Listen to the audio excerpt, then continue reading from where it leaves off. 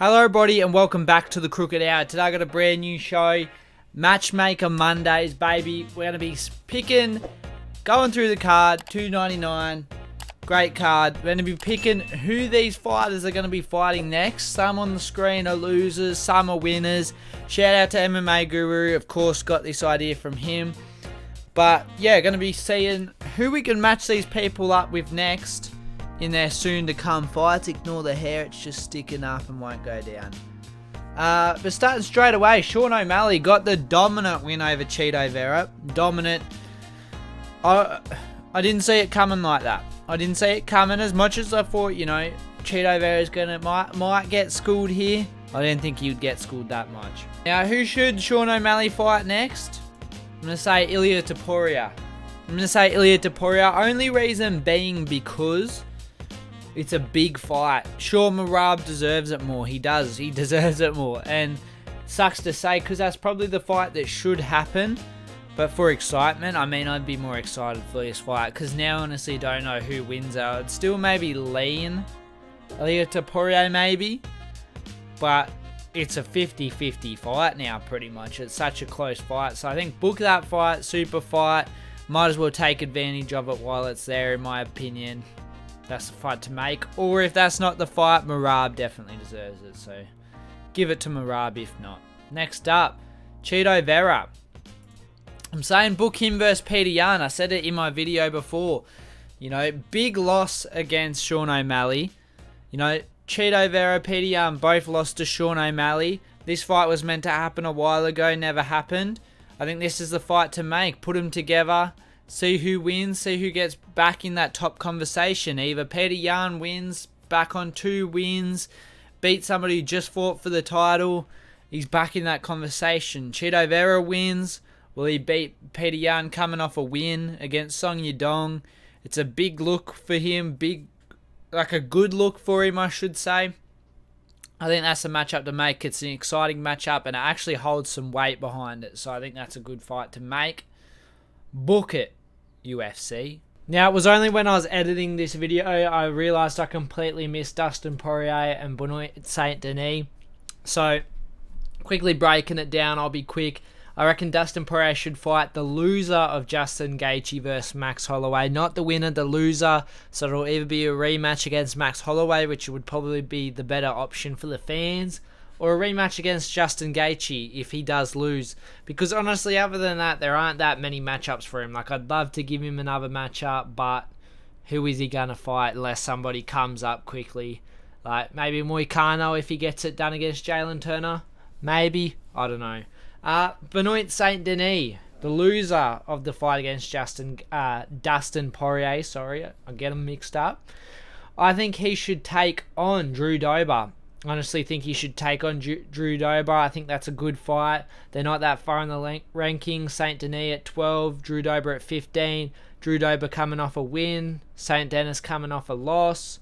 I think that's the fight to make. Next up, we have MVP getting a dominant win over Kevin Holland. Listen, I don't want to talk about Kevin Holland, one of my favourite fighters. Sad to see, but it was an impressive win nonetheless. Can't take anything away from him. He schooled Holland straight up. Just have to say it. I think book him against Wonderboy. I think Wonderboy versus MVP is the fight to make. I think it's an exciting fight, and I think it's honestly, I would hedge Wonderboy only because I'm not going to do a whole prediction, but I'd hedge Wonderboy because he's more active than MVP, and I think he could win off points. But MVP does throw big power shots that could just fucking KO Wonderboy at the end of the day. So it's a fun matchup. This is an exciting matchup. 2 karate, kung fu styles going against each other, similar movement. And if MVP beats Wonderboy, Wonderboy is known as one of the best strikers in the UFC. Nobody really ever beats him just through striking. You have to implement some grappling in there usually. He was even piecing up Shavkat on the feet. I wouldn't say piecing up, but he was definitely winning on the feet. Shavkat had to get him down and get that submission. So if MVP can beat Wonderboy on the feet, that's a big look for him. That's a big win for him, a big bragging right from him. I think that's the fight to make. And if Wonderboy wins, well, that's another big win for Wonderboy. You just give Wonderboy the super fights at the moment, and that's probably the closest super fight he can get right now. Next up. Oh. Wasn't meant to do that. Next up, we have Kevin Holland. Who should Kevin Holland fight? He's on 2 losses. Back-to-back losses. I think he needs to defend his ranking spot against somebody out of the ranking, but coming on, I think he's coming off 2 wins, 3 wins. He's on a bit of a win streak since his fight with JDM. Another fight where it's like 2 lengthy strikers. Randy Brown's looking better than ever. I think give him a shot into the rankings against Kevin Holland, who is coming off 2 losses. And if Kevin Holland can beat Randy Brown, well, it's showing him that, he can stay in the rankings, because Randy Brown is top level. The only real time we've seen him look really shit in recent memories is against JDM, and we just saw JDM beat Gilbert Burns. I think this is a good fight to make. They share a common opinion in JDM, common opponent in JDM that they both fought. They both lost to. So I think book this fight. I think it's a good fight for both of them. I could see both of them winning it. I could see Kevin chinning Randy Brown, but I could see Randy Brown chinning Kevin. So not chinning, because Kevin's fucking chin's made out of fucking something different. But I could see Randy Brown winning a decision there. I think that's a good fight to make. It'll be interesting. Next up, JDM. Now, he called out Shavkat, so I ain't going to beat around the bush. He should fight Shavkat. I think that's the fight to make there. I think, what's JDM going to be? He's going to be ranked 4 or 3 or 5 maybe. I think it's going to be 4, ranked 4 in the division, and I think Shavkat's ranked 3 or something. This is an obvious title elimination bout. Do it. Winner gets title shot. No questions asked. This is the fight to make, Bilal, just give the title shot to Bilal, in my opinion. Just give him that title shot. Get it out of the fucking way. Leon Edwards, just fight Bilal. Get it out of the way so we can stop talking about it. And I think you do these 2 in the meantime. Winner fights the winner of Leon versus Bilal. That's the way to do things, in my opinion. I think this is going to be a great fight. Interesting fight. I don't like it for JDM, honestly, but he could also get the job done. We've seen Shavkat, he can be a bit impacted by boxing, and JDM showed increased ground game skills there, especially defense. Could be an interesting matchup. Winner gets a title shot, big stakes, great fight, in my opinion. Next up, we got Gilbert Burns, the loser, who lost against JDM, but he was looking good up until the loss, but he still lost nonetheless. I'm saying book him against Sean Brady. Sean Brady coming off a real dominant win over Kelvin Gastelum. I think book him versus Gilbert Burns. Big fight, interesting fight. Be interesting to see how their styles clash against each other. I don't know which way this one would go. Sean Brady has a great ground game. Gilbert Burns is probably better on the feet, but I would say Sean Brady has him in the grappling after watching Sean Brady's last fight. So I think book that. It's a big test for Sean Brady if he's going to want to be up in that top 5 to becoming a champion. He's going to need to beat somebody like Gilbert Burns. He showed he couldn't do it against Bilal, but he went away, fixed some things up. I think this is the fight to make. And if Gilbert Burns beats Sean Brady, that's a good look for him, and he can be back in that top conversation. Next up, Song Yudong lost against Petr Yan. I didn't put Petr Yan on the screen because I put him against Chito Vera, Song Yudong lost to Petr Yan in a close fight. I would say. Song Yudong, 26, doesn't take away nothing from him, in my opinion. Learning experience, as I said. He just doesn't want to get back-to-back losses, but this fight could potentially put him on back-to-back losses. Saying put him against Jonathan Martinez, who's on a mad win streak. I think he's on a mad win streak, or he's just had a few impressive wins. He might be on 3-fight win streak, 4-fight win streak, but he's got impressive wins under his belt. I don't think he's in the rankings yet. Or I think he's like 15 in the rankings or something. 15, 14 in the rankings. Let me double check that actually. No, so Jonathan Martinez is 11 in the rankings. Song Yudong is 7. That's not a bad... It's a jump up for Jonathan Martinez, which I think he deserves. But it's not too much. It's not like Song Yudong has to fight outside the rankings. Book that fight. It's a good fight. Interesting fight. Jonathan Martinez is looking good. Song Yudong still looking good. I think make the matchup. It'll be very interesting. Next up, Curtis Blades gets the win over Jailton Almeida by KO by It was honestly, in my opinion, a weird little finish, like just headshots as Jailton Almeida was going in for a takedown. Jailton just fucking put his head there and got pounded out by Curtis Blades. Fair play to Curtis Blades, but he was sort of getting ragdolled before then. And he called out Tom Aspinall, and Aspinall said on Twitter, like, if you want the fight, let's do it. Let's do the fight then. So I think this is the fight to make. Curtis Blades versus Tom Aspinall. Fuck John Jones, fucks Stipe. They're just going to hold up the division for fucking ever. Like, fuck them both. They should just strip John Jones, give the title to Tom Aspinall. I'm sick of waiting. I'm sick of all this bullshit. Just hurry up and fight each other. Like, John Jones, what the fuck are you doing? You haven't fought since, like, last year. Early last year. I don't ever remember. Do this fight for the interim belt. They should just put the real belt on the line, in my opinion, but it's not going to happen. These two fight for Tom Aspinall's interim belt. And Tom Aspinall can right the wrong if he does win. He can say, oh, he only beat me because I had a leg injury. Curtis Blades gets the win. He said, that was no fluke, boys. I can beat this guy. But I would have Tom Aspinall in that fight.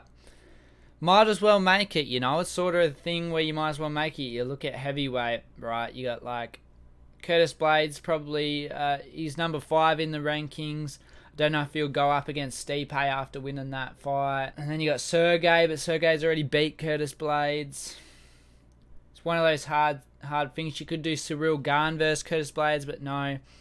I just think Curtis Blades versus Tom Aspinall, the interim champ. You might as well do it. There's history there.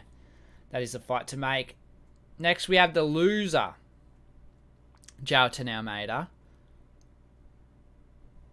What do you do with Jailton Almeida? Don't know if many people will agree with me on this one. Because Jailton Almeida, right, rank 7. Saying put him against Pavlovich. Only because I know Pavlovich is ranked number 3 in the rankings, right? And it's like, why are we giving him a jump up off of a loss? And I totally agree. But who the fuck... Who else is Sergey Pavlovich meant to fight? Like, going over here, Sergey Pavlovich, Stipe's booked against John Jones because it's fucking stupid. I mean, he could fight Cyril Gane. I never really thought of that, eh? Cyril Gane, Sergey Pavlovich could be the fight to make.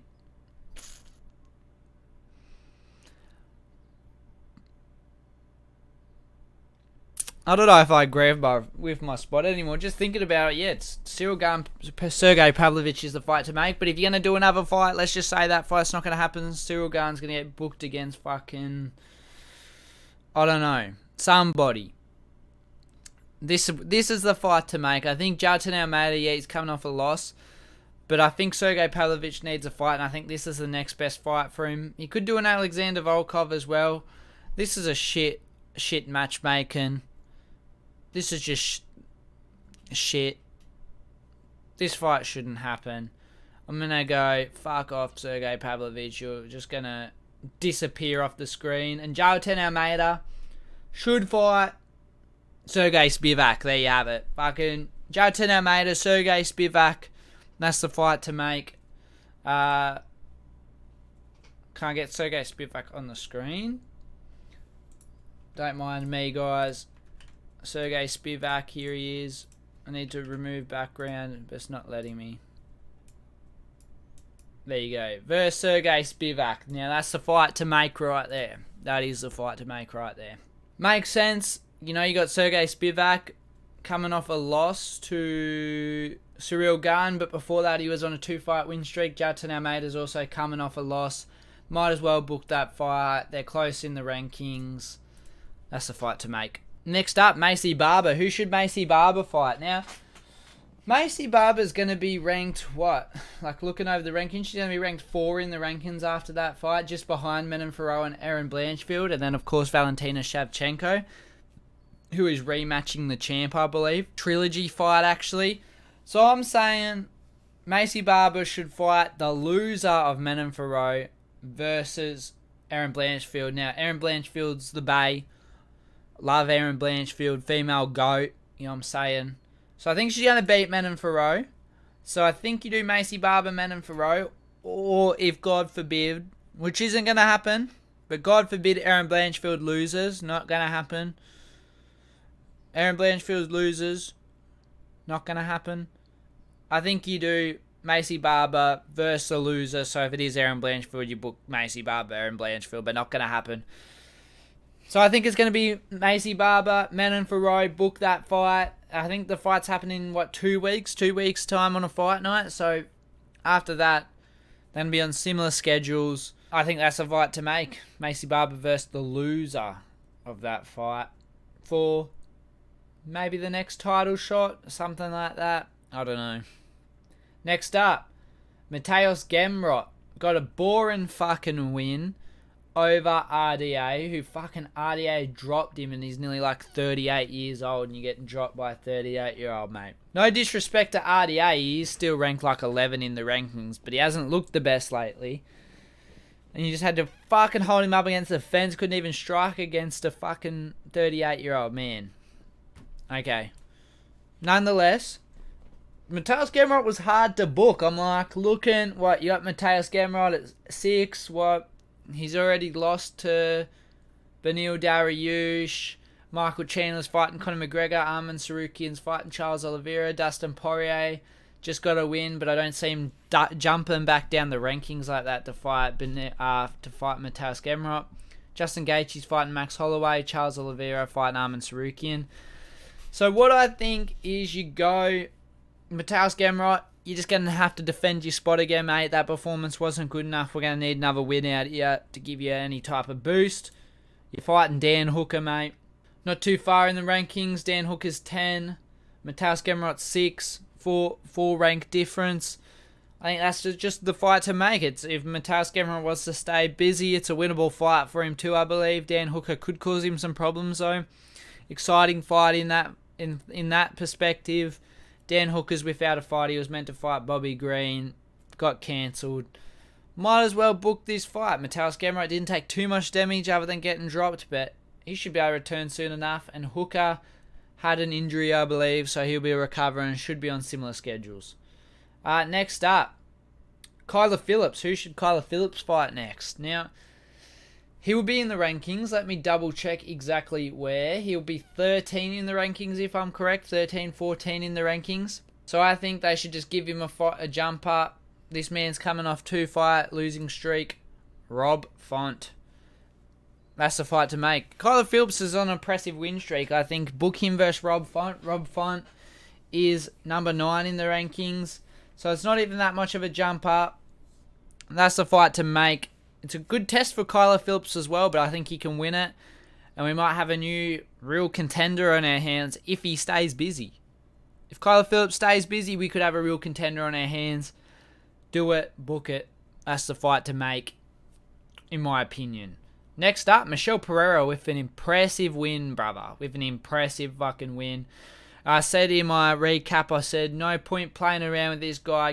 Jump him into the rankings. He was already ranked at fucking welterweight. No. Oh, but if he was Joe Pyfer, give him top 5. That's what they'd be doing. If Michelle Pereira had that performance like Joe Pyfer, if he was Joe Pyfer and had that performance, they'd be like, let's give him top 5. But because he's Michelle Pereira, been grinding for ages, that's nah, let's give him some more unranked people. That's what'll happen. I'm saying throw him into the rankings against Chris Curtis. Chris Curtis is without a fight. He was meant to fight Anthony Hernandez, I believe, got cancelled. I think he's coming off a loss as well. No, he's coming off a win, never mind. He's coming off a win, but he lost before that. I think this is an interesting fight, a fun fight. I think they should make it because Chris Curtis boxing, looking good. Michelle, he's got great defense too, so Michelle Pereira will really have to try and break through that defense. I think it's a great fight to make, and the winner will likely leave the rankings. So if Chris Curtis loses, he'll likely be out of those rankings. If Michelle Pereira wins, he'll be in those rankings. I think that's a fight to make. Next up, we got this guy, the big boy, I think his name was. And a very impressive win. I was saying in my recap, he needs to boost up the rankings too. I do believe he needs to boost up the rankings. He's 35. Got great potential. There's no point playing around with him. Just boost him up as far as he can get. And if he loses, well, he's 35. You don't have to invest that much more into him because he'll be retired in 3-4 years. Put him against Martin Buday. Martin Buday was on a streak before his last loss to Shamil Gaziev, who got fucking fraud checked big time. I think this is the fight to make, and it puts the big boy just outside of the rankings, puts him he'd probably be like 20 or something in the rankings, just outside of it. So then after this fight, he can fight a ranked opponent. I did say jump him straight into the rankings in my recap show, but no, I was wrong. Just give him a fight just outside the rankings, and then his next fight can be for a ranked spot, in my opinion. So this is my fights to make. Let me know what you think. Let me know what matchups you'd make better. If I was a matchmaker, this is what I would be doing ideally. I think this is the way to go. Fun matchups. They make sense for the most part. That's it for Matchmaker Monday, the brand new show, boys. As always, have a good one. And why is my channel not growing at all? It's sort of depressing, but we continue.